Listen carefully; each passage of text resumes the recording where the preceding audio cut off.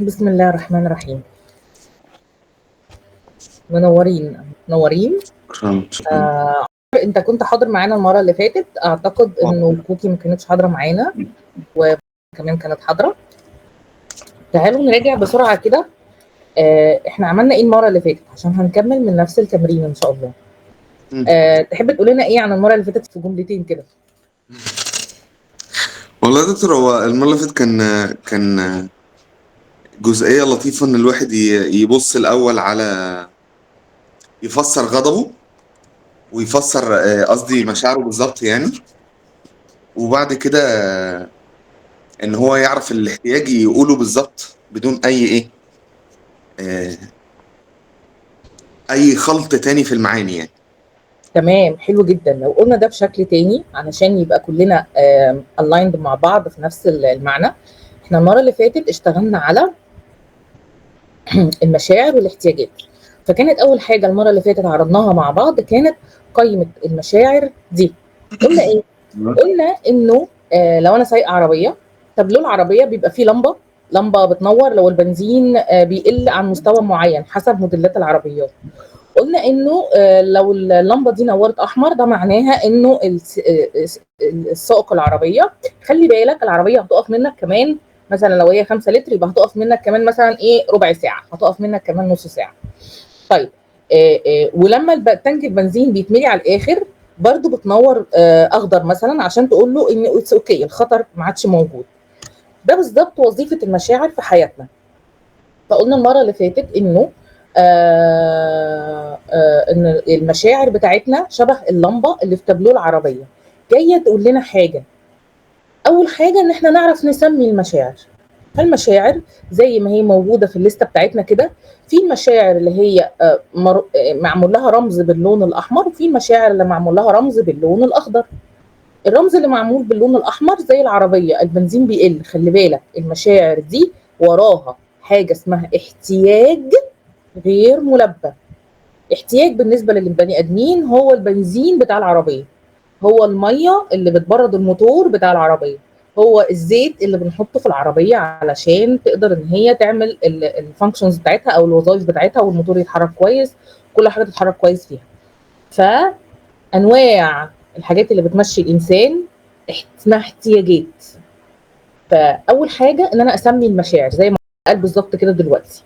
احنا ليه بنعمل ملخص سريع وبعدين نخش في الخطوه اللي بعدها؟ علشان مثلا كوكي ما كانتش معانا المره اللي فاتت. ف اول حاجه هسمي المشاعر. ده لما مديري امبارح قال كذا كذا فانا حسيت بايه.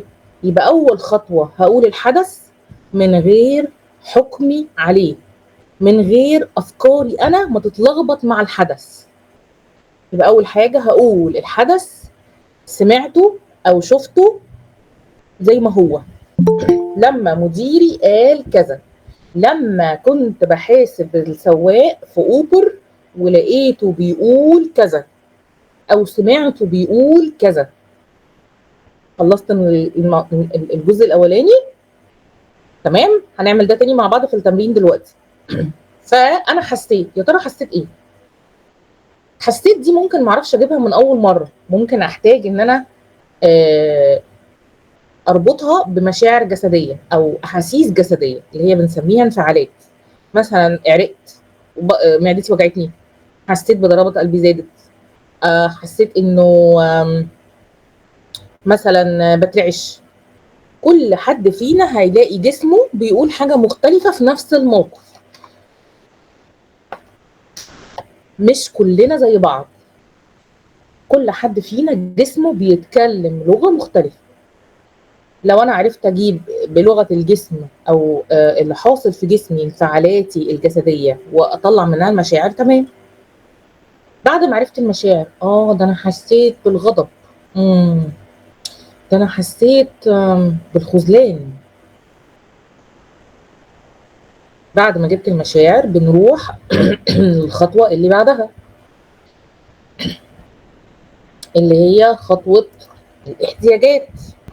فيها ايه الاحتياجات دي بقى؟ زي ايه مثلا؟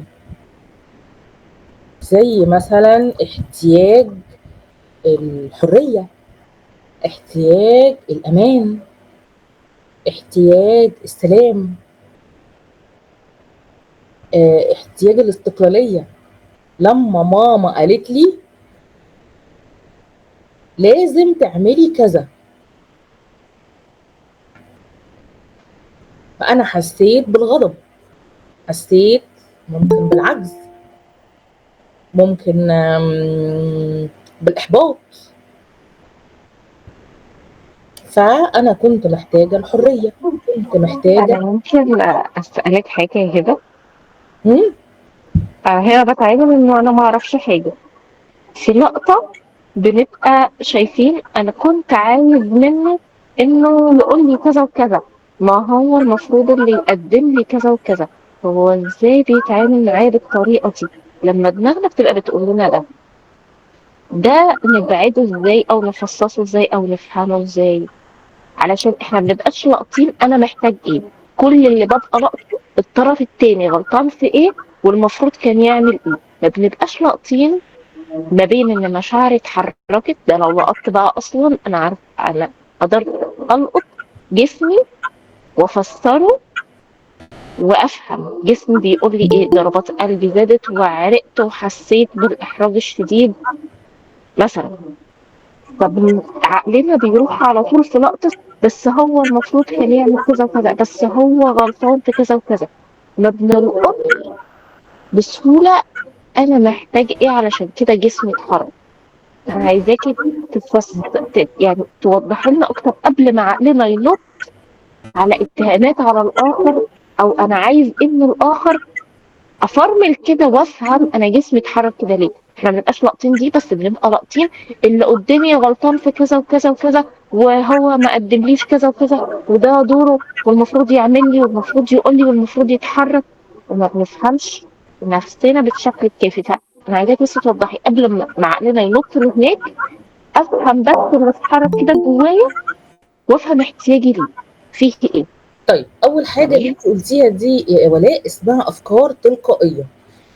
دماغنا ربنا خالقها، اللي هي الجزء بتاعها اللي اسمه جذع المخ ده، بيطلع عندنا أفكار تلقائية من أيام الإنسان البدائي، اللي أول ما يلاقي بس حركة كده هوت في الشجر يطلع يجري. الأفكار التلقائية دي أصلا وظيفتها إن هي تحميني. تمام. طيب احنا ما المشكلة بتبقى بنبقاش فين بقى؟ لسه بقى لاقطينها. المشكلة لاقطين ان بقى، دي افكاري ولا احتياجاتي ولا نفسر الدنيا ايوه، ازاي. ما فانا انا هي المشكله بتبقى فين بقى؟ اوكي. المشكله ان انا باخد الافكار التلقائيه دي واصدقها انها حقيقيه. جزء منها جاي من الخبره. هو ايه اللي عرف الانسان البدائي ان حركه الشجر معناها ان في حيوان ضخم جاي فيطلع يجري؟ ان هو اتعرض لده او حد اتعرض لده، فمثلا الحيوان كله او الحيوان عضه. فدماغي بتعمل الافكار التلقائيه دي عشان تحط سيناريوهات كتير جدا جدا جدا كانتربريتيشن، كترجمه محتمله للحدث. بس انا بقى بعمل ايه؟ ان انا باخدها واصدقها. ده لما علّى صوته مديري امبارح ده كان قصده يهزقني، ده كان قصده يقلل مني قدام الشباب الصغيرين اللي انا بدربهم، يعرفهم يعني ان انا ولا حاجه. انا هنا عملت ايه؟ انا خدت ترجمه محتمله، فكره جايباها دماغي بشكل تلقائي، حطيتها على الحدث وكانها الترجمه الوحيده، وكانها المعنى الوحيد لده. الافكار التلقائيه ما نقدرش نوقفها، لكن اقدر اتعامل معاها على انها ممكن تكون حاجه منها حقيقيه، وممكن تكون اصلا ولا ترجمه من اللي جت في دماغي اصلا هي الحقيقيه.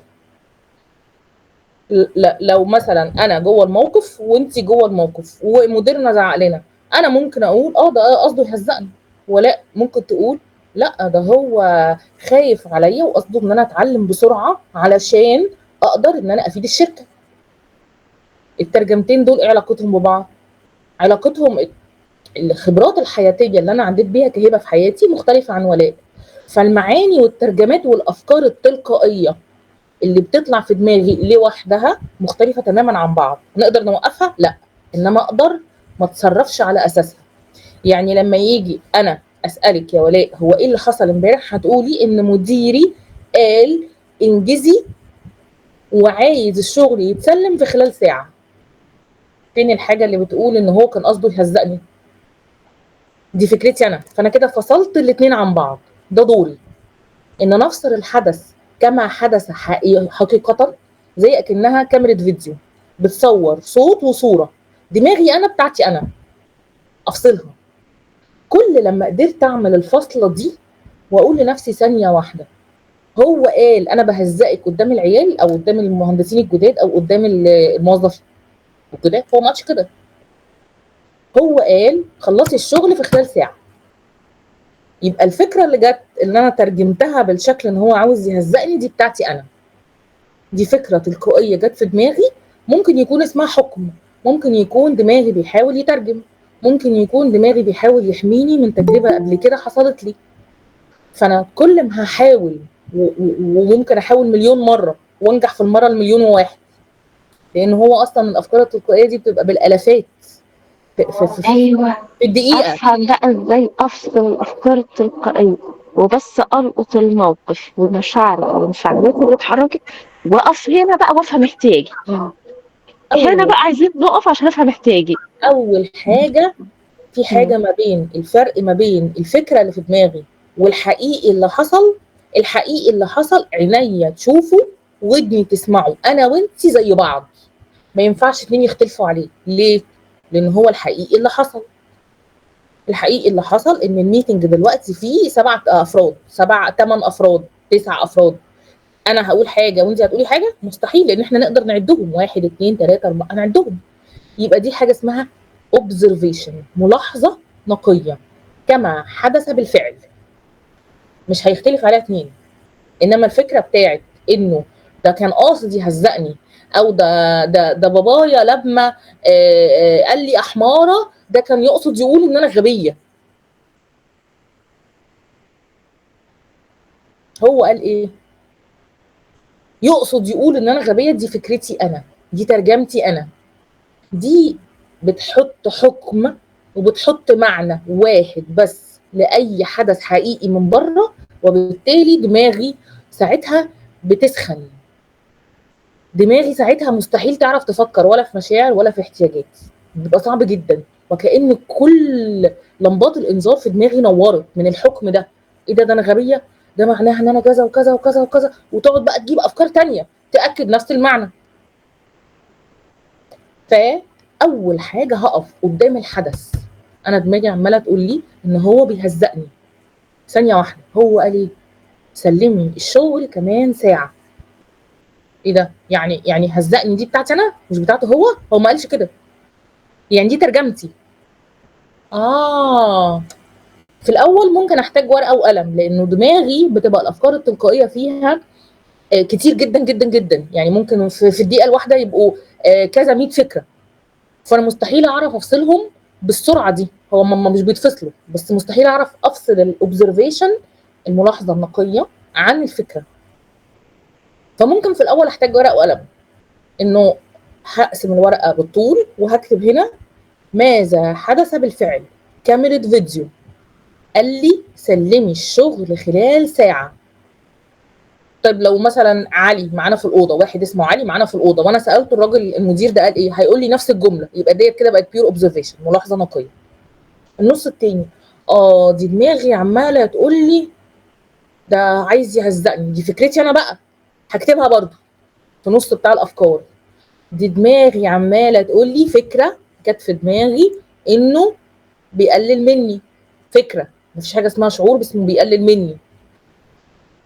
فكره تانية جت في دماغي بتقول لي ان هو عاوز ياخد مكاني في الشغل، ان هو مثلا حد زميلي وعايز ياخد مكاني. وانس ان انا عملت اللقطه دي اهم لقطه في الموضوع. بعد كده بقى ممكن اكمل وراها ان انا اطلع مشاعر واطلع احتياجات واروح اعمل الطلب بتاعي.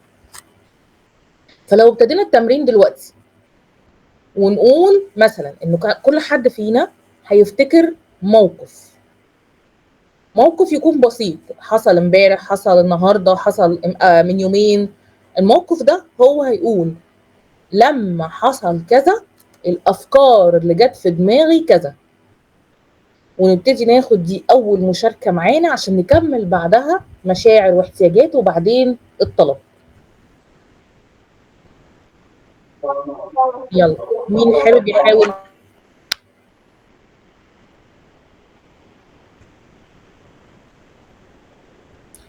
هنفتكر موقف عدى علينا سواء مع في المواصلات، مديري في الشغل، حد من صحابي، ولادي في البيت، اي موقف. هنستأذن احنا هنضطر ندخل التدريب ربنا بتاعنا معاك، ربنا معاك ونشوف المفجر. ان شاء الله. ربنا معاك يا هلا. باي باي. باي باي.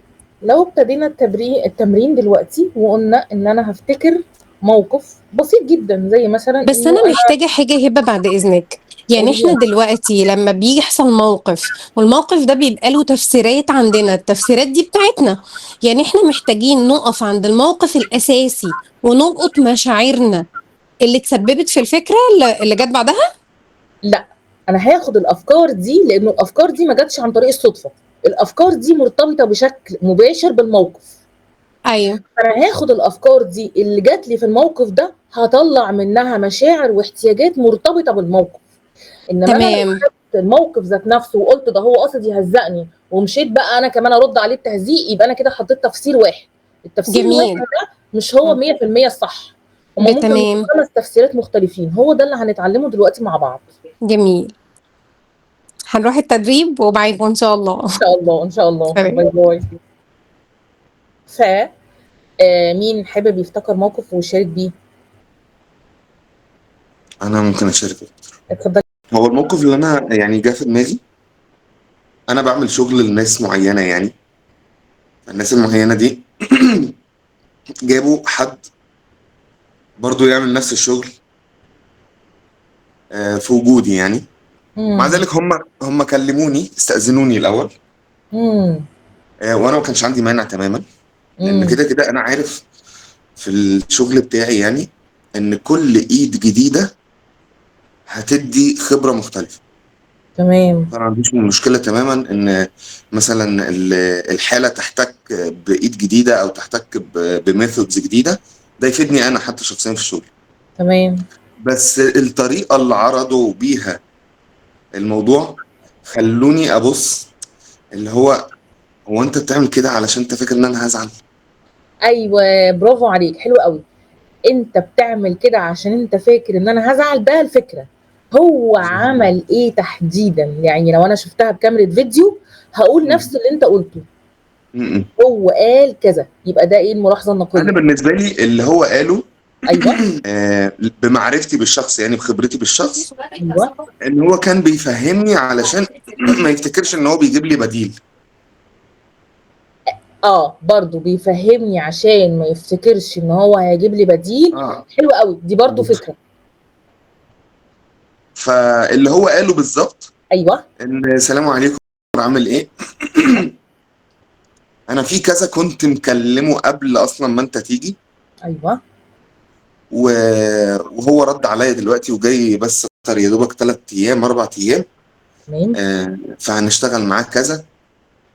آه بس فايه رايك انت تمام؟ فانا استغربت من كلمه انت تمام، اللي هو انا تمام في ايه؟ حلو قوي. يبقى الموقف انه فلان مديري في الشغل قال لي احنا كنا اتصلنا بكذا كذا كذا قبل ما انت تشتغل معانا وتبتدي شغل معانا بالظبط. يعني، وهو جاي علشان يعمل كذا. انت تمام. انا جات لي في افكار في دماغي. اول فكره انا استغربت من ده، استغربت دي مشاعر. مم. الفكره اللي كانت معاها، هو انت جاي تقول لي علشان تتاكد مثلا ان انا مش زعلان؟ انت جاي تقول لي علشان تعمل اللي عليك وخلاص؟ ايه الافكار اللي جت في دماغك؟ في الاخر اول حاجه في دماغي اللي هو طب ما تجيبه يعني، اهلا وسهلا، حلو. يشرف يعني. طب ما تجيبه، اهلا وسهلا. وفي فكره اه تانية انت قلتها، انا بفكر انه انا لما بجيب حد جديد في الشغل احنا بستفيد. اه وفي بالظبط. فكره تانية انه طب يا ترى بقى انت بتقول لي كده علشان تخلص يعني ذمتك وخلاص، ولا عشان ايه بالظبط؟ الفكره التانيه اللي هي اللي بتاعت ان هو مش عايز يحس ان انا زعلان، دي اه. لما قرر الطرح. اه. انا اه. كشخص انا ما بحبش تكرار الكلام، خلاص انت قلته مره انا بفهم الحمد لله، مم. فما مم. تعيدش. فانت مم. قلتها خلاص هاته يا عم، ينور ويانس، اهلا وسهلا. تمام، انا كده كده انا عارف شغلي، انا عارف اللي بقدمه، عارف الكواليتي اللي انا يعني بلعب فيها. فبالتالي انا ما بحسش بتهديد من حد. اه انا فعلا. عارف ان كده كده الشخص ده هيفيد، انا هستفيد، هو هيستفيد مني، كلنا بنتعلم من بعض. فالطبيعي ان يبقى في اختلاف ثقافات، خصوصا ان صاحب الشغل جاهل بالعلم ده. فما مم. اقدرش الومه ان هو مثلا عايز يجرب ميثود جديده. اوكي. هو نفسه عنده تطلعات انه يعرف وكده، فاهلا وسهلا مفيش مشكله.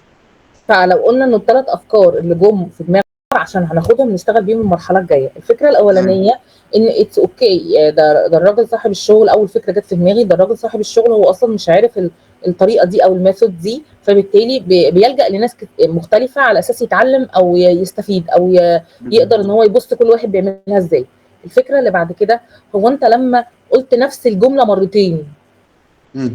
جت في دماغي انا فكره، هو انت عايز تتاكد ايوه، اللي يعني؟ هو انت قصدك بقى انت اللي هو يعني بتقولها لي علشان تتاكد ان انا مش زعلان. ايوه بتقولها لي دي عشان ايه؟ تتاكد ان انا مش زعلان. الفكره الثالثه، انا اتس اوكي، ده انا بالعكس، ده انا كمان هتعلم منه. عايز تزود حاجه على الثلاث افكار دول؟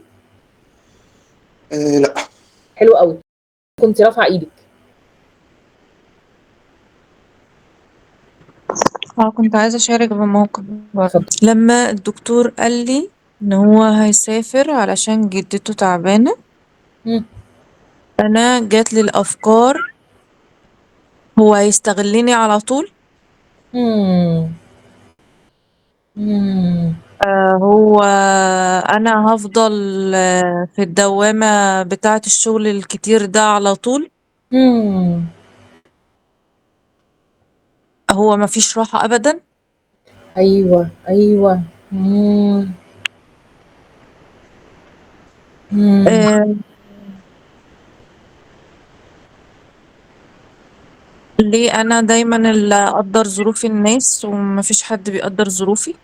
ليه انا دايما اللي اقدر ظروف الناس ومفيش حد يقدر ظروفي؟ هو هيستغلني كده على طول؟ بالظبط. اه. مم. المشاعر اللي لا طلعت. ثانيه واحده، ثانيه واحده. احنا هناخد لو حد حابب يشارك أفكار. تاني، وبعدين هناخد الراوند بتاعت المشاعر والاحتياجات، وبعدين وراها الريكوست. تمام. اوكي اوكي تمام. ماشي. خليكي معانا عشان هنكمل. تمام. اوكي. حد حابب تاني يشارك بموقف؟ هي أنا حابة أشارك. اتفضل. هو أنا كان عندي مديرة كانت في إجازة وضع ورجعت. اوكي. فلسه راجعة الأسبوع ده وبدأت تبعت لي رسائل كتير، بدأت مهم. أحس بضغط. بطني بدأت توجعني، حسيت بخوف وأفكار جوايا بقى. يعني هي بعتت كذا رسالة كتير قوي، بتسأل على حاجات شخصية كمان. اوكي. فالأفكار اللي جت جوايا عايزة تسيطر عليا، عايزة تحكم فيا تاني، مم. بتراقبني. مم. أنا بحب أشتغل لوحدي، مش عايزة ستريس. كل ده طلع. الافكار اللي جت جوايا، ده انا عايزه اشتغل لوحدي، هي عايزه تراقبني، هي تسيطر، تسيطر تتحكم. عليا تاني، كل دي افكار. اه، هي عملت ايه لو قلنا بعتت إن رسائل. هي بعتت رسائل كتير؟ دي كده مش بيور اوبزرفيشن او مش ملاحظه نقيه. لو انا سجلتها بكاميرا فيديو مثلا، نفترض ان مم. هي بعتت 3 رسائل، انا لو تمام. انا بتفرج على الفيديو ده هقول دول شويه صغيرين، لكن بالنسبه هم كتير. اه، فهنحول كلمه كتير لوصف حقيقي بيتشاف بالعين او بيتسمع بالودن عشان تبقى ملاحظه نقيه، ونقدر نفصل ما بين الاحكام والافكار واللي حصل حقيقه. اوكي. ممكن تكون بعتت رسائل من هي مثلا ال- اكتر من قد ايه او اقل من قد ايه؟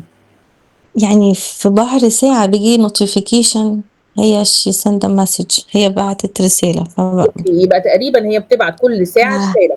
لا، في بحر ساعة بعتت بتاع 4 رسايل. جميل قوي، دي كده بقت ملاحظه نقيه. آه. لو اي حد شافها مفيش اتنين هيختلفوا عليها. ادي الموبايل تمام. عدهم في خلال 60 دقيقه، 1 2 3 4 تمام. تقريبا. اوكي. فانا حسيت دي عايزه تسيطر عليا، دي عايزه ترجع تراقبني وتشوف انا بعمل ايه كل شويه. حسيت ان انا ايه ده انا ما بحبش كده، انا بحب اشتغل لوحدي. تمام، حلو جدا جدا. لو خدنا المواقف بقى الراوند التانية بتاعت المشاعر، لما جات لك فكرة انه هو انت قلت المعلومة مرتين عشان تتأكد ان انا مش زعلان، مم. تفتكر الشعور ده كان ايه؟ ممكن يكون شعور واحد تعرف تلقطه، وهم غالبا بيجوا مع بعض مجموعة مشاعر، بس احنا في الاول ممكن ما نعرفش نلقط غير واحد. ولا دكتور، هو انا اصلا كنت بحس من الاول من الشخص ده ايوه، آه بعدم التقدير لشغلي، او ان هو شايف ان انا اللي بعمله حاجه سهله. ايوه، هو مش مقدر ما مدى صعوبه او الفن اللي انا بعمله. حلو قوي قوي قوي اللي انت قلته ده. ده بالظبط اللي كانت بتسأله ولاء كانت بتقول ايه؟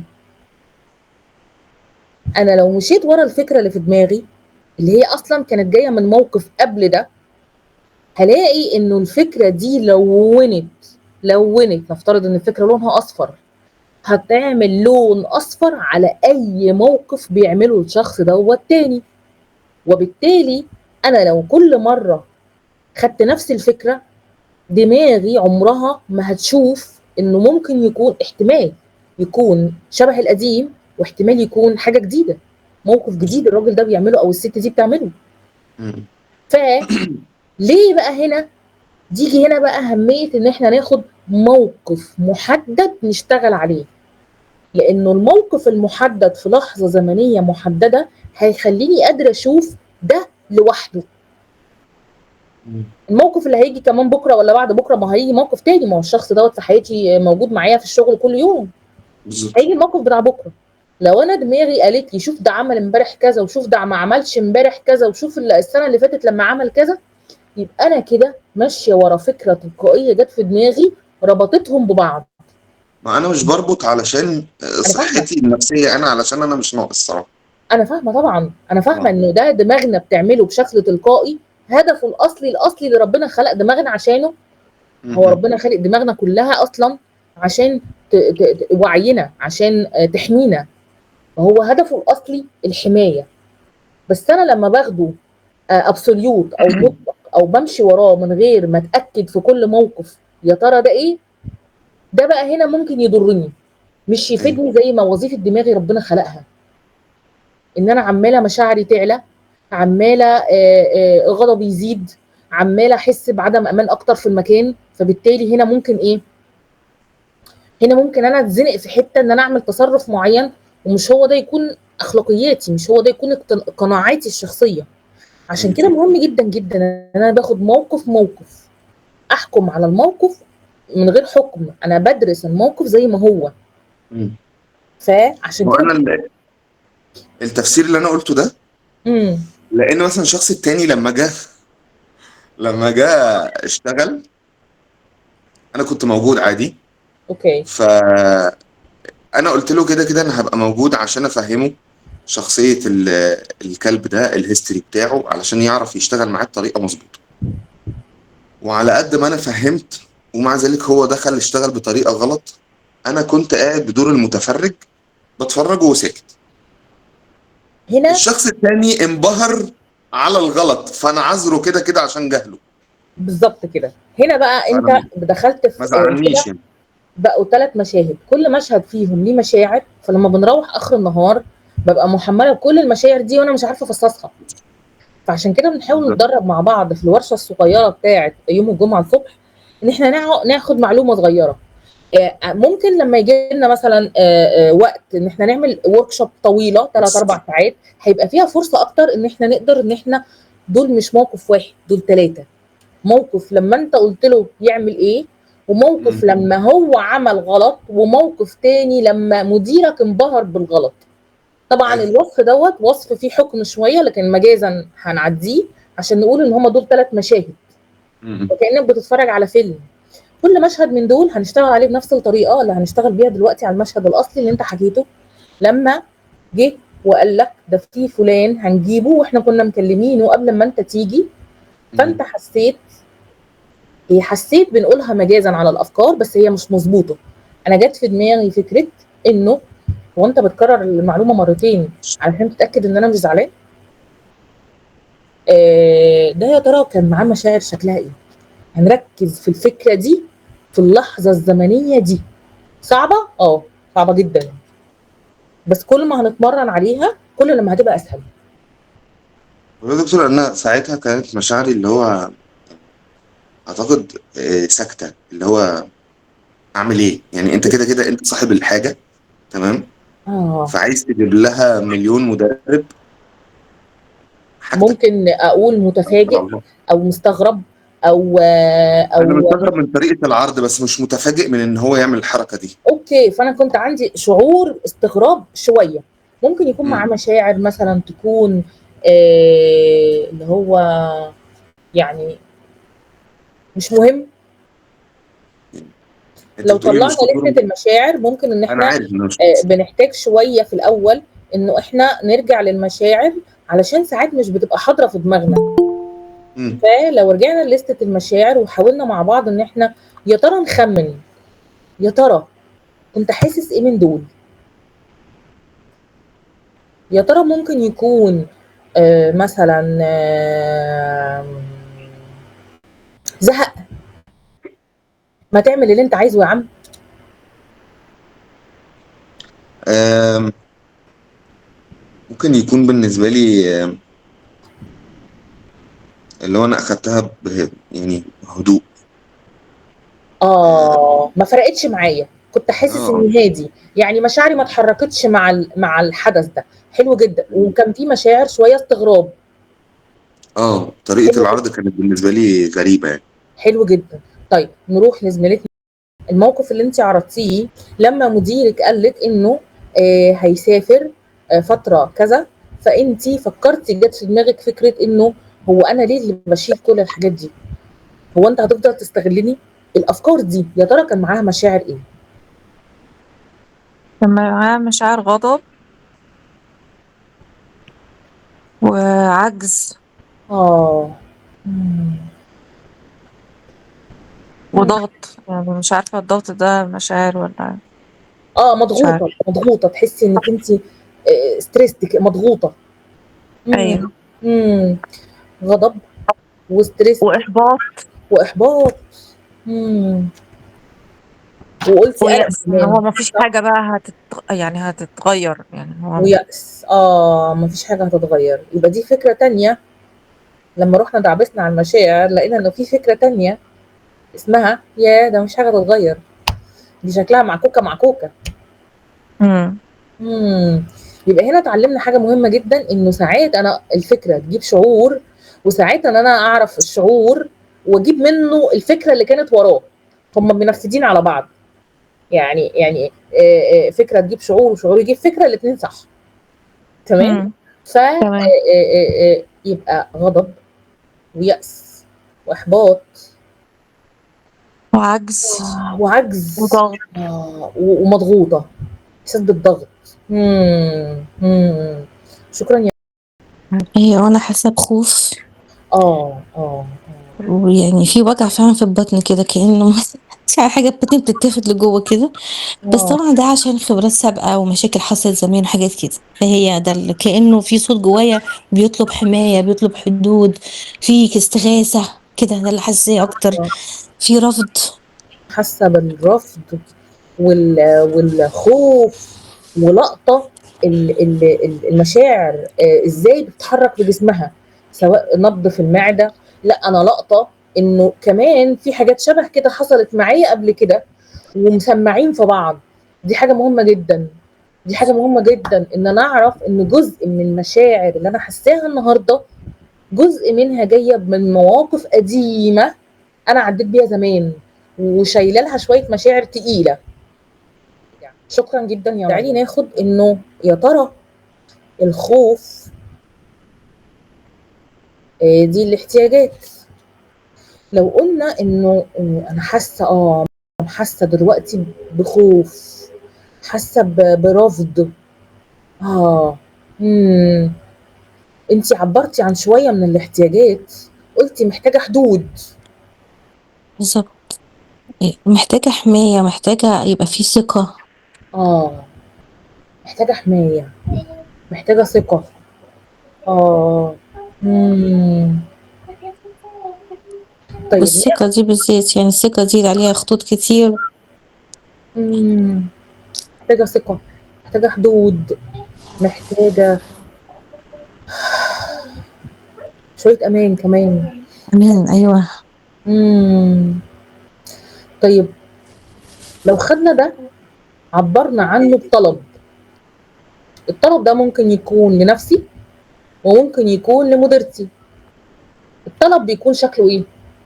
حاجة هطلبها قابلة للتنفيذ، محددة. ما هياش احتياج، يعني ما ينفعش اقول لها انا محتاجة شوية حدود، يعني اعمل ايه عشان اديك الحدود؟ ما ينفعش اطلب من نفسي حتى ان انا اديني شوية حدود. لو انا طلبت من نفسي كده يعني اعمل ايه عشان اديك حدود؟ فانا بطلب حاجة محددة، زي مثلا واحدة بتطلب من جوزها انا عايزة بوكيه ورد مرة كل اسبوع، لان انا محتاجة الحب والتقدير والشوفان. فنفس القصة، سواء هطلب من نفسي او هطلب من المديره، حسب ما انت مستعده دلوقتي تطلبي من مين، مهم. عشان البي جزء من الاحتياجات بتاعتي للحدود والثقه والامان. هلبي جزء بس من خلال الطلب ده، هطلب ايه؟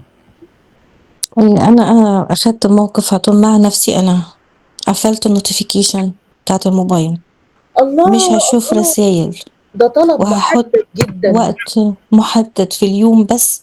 هتشيك الإيميلات مرة واحدة بس في اليوم، 4 أيام في الأسبوع. هو ده اللي أنا حطيته بيني وبين نفسي. الله عليكي. يبقى انا عشان البي احتياجات ناقصه عندي زي الثقه والحدود والامان، فكرت انه الحاجه اللي اقدر اطلبها طلبتها من نفسي، وهي حاجه محدده وينفع تتنفذ ومحدده بوقت. انا اول حاجه هقفل نوتيفيكيشنز الموبايل. تاني حاجه حددت ساعه 4 مرات في الاسبوع هفتح فيها الايميلات، اتشك عليها وارد عليها. الله عليكي، شكرا جدا. طيب سؤال تاني، هو الطلب اللي انا طلبته من نفسي ده هيلبي لي الاحتياجات اللي ناقصه عندي 100%؟ لا. الله اكبر عليكي، شكرا جدا. يبقى انا محتاجه ابص كمان في حياتي، في بقيه حياتي، يا ترى اقدر البي الاحتياجات دي في حتت تانية في حياتي، مساحات تانية في حياتي ازاي؟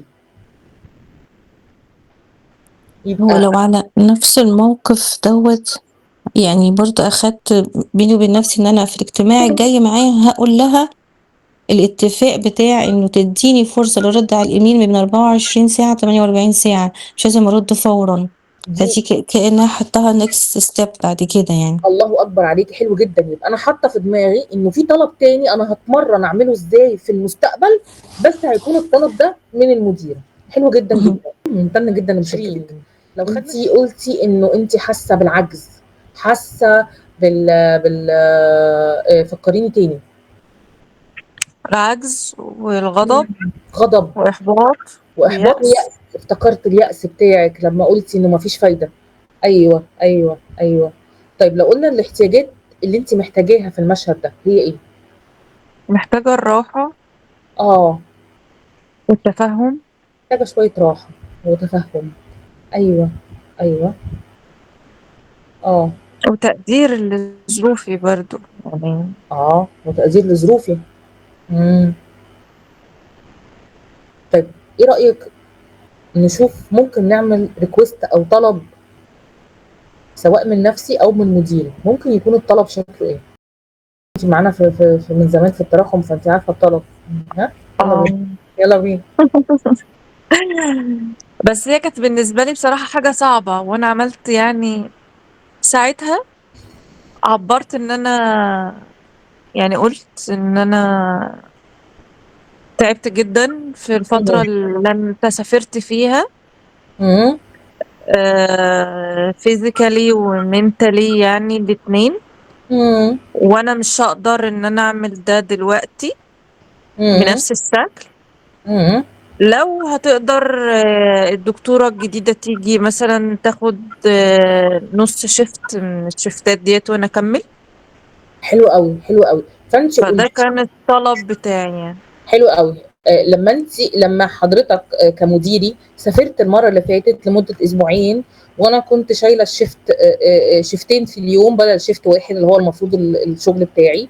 فانا حسيت اني منهكه جسديا ونفسيا، ومحتاجه. هي دي الحته اللي فاتتك، محتاجه الراحه، محتاجه البراح، ايوه محتاجة شوية تجديد في نشاطي، محتاجة يمكن شوية تفهم. هل نقدر إنه الدكتورة الجديدة تيجي تعمل كذا كذا كذا كذا؟ الله ينور عليكي، الله ينور عليكي. حتى لو احتجتي تكرري الطلب تاني بشكل أوضح، إنه أنا مش هقدر أشيل مثلا ال6 أيام أو ال7 أيام أو أيا كان، هقدر أشيل منهم دبل شيفت مثلا 3 أيام بس، عشان يبقى بشكل أوضح. وتكرري مشاعرك واحتياجاتك تاني. ممكن ساعات اللي قدامنا بيبقى هو مثلا عنده اي حاجه خاصه بيه، فممكن ان انا احتاج اكرر طلبي كذا مره. الله ينور عليكي، شكرا جدا. ايوه دكتور. انا جت فكره انه اتس اوكي، يعني ما انت بتطلب الطلب مرتين او بتكرر عندي الطلب مرتين علشان تتاكد ان انا مش زعلان. اتس اوكي. انا مش حاسس اني انا حاسس بالهدوء اصلا، وحاسس شويه بالاستغراب. فيا ترى محتاج ايه؟ مش عارف والله يا دكتور، يعني مفيش احتياج معين، بس هو الفكرة كان ساعتها ممكن اللي هو يلا ما دام قلنا هنعمل كده يبقى يلا خلينا نشتغل. انا عادة ما بحبش اللي هو ايه البطء في البروسيس. اوكي، انا بحب اللي هو يلا ننجز. اوكي. ف فانت من وجهة نظرك الفكره دي جات لك علشان لما هو كرر الطلب مرتين، ولا علشان ساعه موقف ايه لما حصل؟ لا، هي جات لي علشان طب هو فين يلا. اوكي. هي فوكانك عايزين بقى وكانك عايزين نعدي المرحلة دي يلا. وكانك بتقول فكره جوه نفسك، هو انت بتكرر الطلب مرتين ليه؟ ما يلا بينا نشتغل، احنا ما عن الوقت غالي، احنا ايه بالظبط تضييع الوقت ده؟ اوكي. بالظبط. فده ممكن يكون احتياج ممكن يكون احتياج للانجاز مثلا. يمكن يلا الراجل هيجي امتى، هيجي يوم كذا، طب يلا مفيش مشكلة. احتياج حتى للهدف، وانا احتياج انه وانا يلا بينا فين احنا عايزين نحقق بالظبط بقى على طول، احتياج للتحقق. بالظبط. ايوه. لان على فكرة حتى ان الراجل ده يجي، ده يبين كفاءة شغلي. بس هو جاي مم. يلعب لعبة معينة او جاي لدور معين. مم. مم. مم. وفعلا لما جه الشخص ده قال لي انا خدت بالي من نتيجة الشغل. اوكي، اوكي. انا ساعتها بهزار قلت له ما انا مش بتاع فراخ ده شغلي. ف ممتنه جدا لمشاركتك، عشان هي لفتت انتباهنا لحاجه، انه برضو سؤال ولاء اللي ابتدينا بيه في الاول خالص، انه ازاي انا اوقف الافكار. مجموعه الافكار اللي انت عبرت عنها ان هي متصله ببعضيها، هي في دماغي انا متصله ببعضيها. مم. لو مديري قال لي انه ده انا لما جبت الراجل ده انا شفت النتيجه، بقى كده الفكره اللي جت في دماغي حقيقيه، لانها بموقف محدد قدامي، ملاحظه نقيه. بالظبط. انما طول ما مفيش حاجه من بره تاكد الفكره دي، بقت فكره خاصه بيا انا. ايوه بالظبط، لان انا بحسبها ان هي مثلا سوء ظن وحسن ظن. لو اللي قدامي اكد لي ظنوني يبقى سوء الظن هيلبسه، لو ما اكدش يبقى الحمد لله انا كنت مقدم حسن الظن وما كنتش ايه بجني عليه انه وحش يعني. فبالتالي فكره جهله بالعلم دي مش حاجه وحشه. كل واحد ما دام ده مش تخصصه هيبقى ما عندوش الحته اللي انا عندي فيها خبره. فبالتالي هو كان بيقول لي ده انا كنت خايف الكلب ده يعني يفشلني او يعني ما يعملش اللي مطلوب منه. فساعتها هزرنا وقلت له لا اصل انا شغال معاه بقالي فتره والنتيجه اهي. شكرا جدا على فشاكر. مشاركتك كمان لمجموعه افكار في دماغك، ازاي بتوري لنا انه الافكار بتجيب فكره والفكره بتجيب فكره، وهي فعليا في دماغي بتبقى مرتبطه بحاجات بتحصل من بره، بس مش شرط ان هي تكون الفكره دي التفسير الوحيد. هو ده اللي بالظبط. بنأكد عليه في نهاية المحاضرة بتاعتنا النهاردة. هي دي بالظبط اللي بنحاول نعمله وبننشره من خلال المحاضرات البسيطة جدا بتاعة كل يوم جمعة الصبح، انه فريق دارما بيحاول يوصل معلومة بسيطة جدا من خلال المحاضرة. ليه انا اصدق الفكرة 100% واصدق ان هي دي التفسير الوحيد؟ لا، ما دام ما فيش اثباتات. ايوه، يبقى في الفكرة دي عشان كده قلنا انه في نفس الموقف مثلا زميلتنا حطت 4-5 افكار، زميلتنا حطت 4-5 افكار، طب هما مين فيهم الصح؟ محدش يعرف. مين فيهم الحقيقي اللي جوه الاخر؟ مين فيهم اللي كانت نية الاخر وهو بيعمل الموقف ده؟ محدش يعرف، بالظبط. غير لو انا رحت وسألته انت كان احتياجك ايه لما قلت كذا. فبنحاول نرجع تاني نقول ونأكد على انه الملاحظة النقية هي الحاجة اللي هتتصور بكاميرا فيديو. افكاري اللي جوه دماغي مستحيل تتصور بكاميرا فيديو. افكاري هيبقى معاها شويه مشاعر ومعاها شويه احتياجات يا متلبيه يا ناقصه. فانا دوري ان انا امشي ورا افكاري دي عشان اشوف يا ترى انا حاسس بايه، يا ترى محتاج ايه. المرحله بقى اللي حاولنا نزودها النهارده، يا ترى انا ممكن اطلب ده ازاي سواء من نفسي او من الاخر. فكل حد فينا يحاول يطبق ده في حياته. هي تبان في الاول ان هي يعني ايه افصل الموقف عن الفكره، وموقف واحد ما يبقوش 3-4 مواقف في نفس المشهد.